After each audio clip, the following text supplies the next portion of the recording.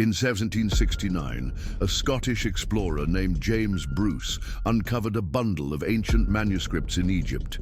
Inside was a lost gospel, now called the Books of Jeu, filled with seals, rituals, and secrets Yeshua gave only to his inner circle. It was never fully translated. This wasn't a storybook, it was a spiritual code. Diagrams, sacred names, ritual instructions, encrypted for initiates, not the masses. Yeshua said plainly, there were secrets, hidden teachings, and he passed them to his disciples, not the crowds. In Mark chapter 4, verse 11, the secret of the kingdom of God has been given to you. In the book of Mark chapter 5, verses 37 to 43, Yeshua is witnessed wielding his sacred knowledge.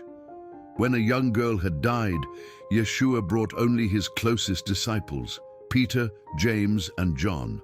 The house was full of mourning, but he said, "She's not dead, only asleep." They laughed at him until he took her hand and said, "Talitha cum, little girl, get up." And she did. In the book of Acts, chapter 9, verse 40, Peter is seen applying these hidden teachings of life and death.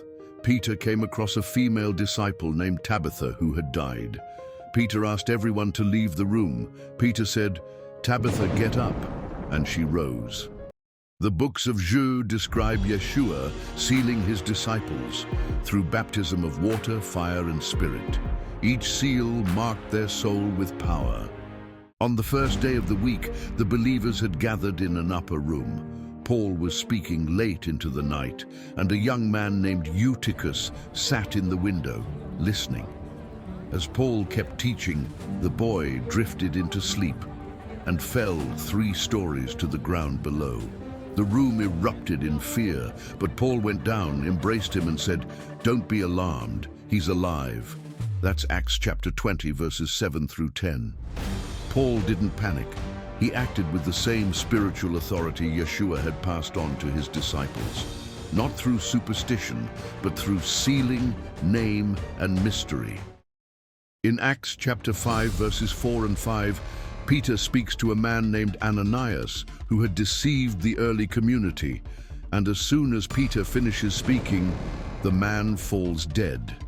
But this wasn't magic, and it wasn't anger. Peter simply wielded the sacred knowledge Yeshua had passed to him, knowledge that aligned with divine law.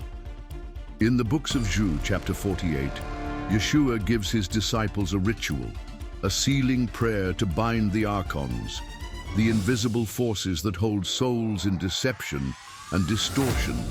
To wield this knowledge wasn't just to heal, it was to uphold truth, and sometimes truth reveals consequences.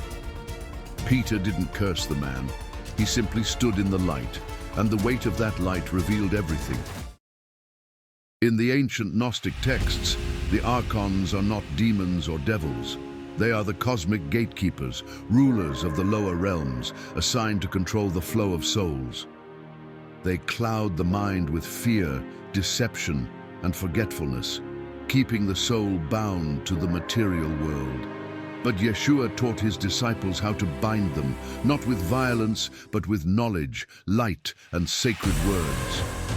To bind an archon is to break free from the forces that trap the soul in death and to walk the path of ascension. In John chapter 14, verse 12, Yeshua says, "Whoever believes in me will do the works I have been doing, and they will do even greater things than these." Let that settle in. Not only would the disciples continue his miracles, he said they would do greater. And after being sealed, they did. They healed, they cast out spirits, they even raised the dead, and in some cases, they simply spoke, and the truth moved reality.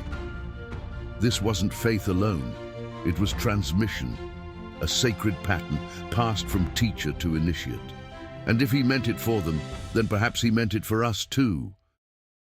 In John chapter 11, Yeshua calls Lazarus from the tomb. "Lazarus, come out." And Lazarus returns, back to the body, still wrapped in grave clothes, awakened, but not changed. He would live, then die again. But Yeshua's resurrection was not a return, it was an ascension. In Luke chapter 24, the disciples are frightened, thinking they see a ghost. But Yeshua says, "Look at my hands and my feet. It is I." He is there, but transfigured. And in 1 Corinthians 15:44, Paul explains what happened. It is sown a natural body. It is raised a spiritual body. This wasn't a return to flesh. It was a rising into light. And that transformation into the spiritual body is exactly what the Books of Jeu are about.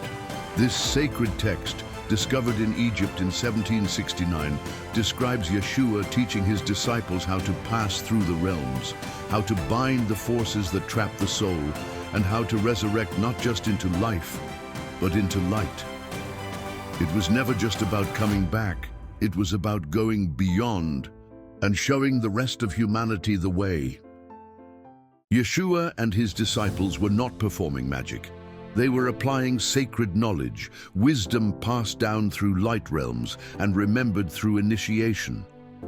The Books of Jeu, the Gospel of Thomas, the secret Gospel of John, even the Gospel of the Holy 12 and the legend of St. Issa all preserve a picture of Yeshua that most have never seen. In these texts, he is not a passive sacrificial figure. He is a traveler, a healer, and a master of the mysteries, who learns from sages in the East and returns to share a higher truth. He didn't come to build a church. He came to light a path, to awaken humanity.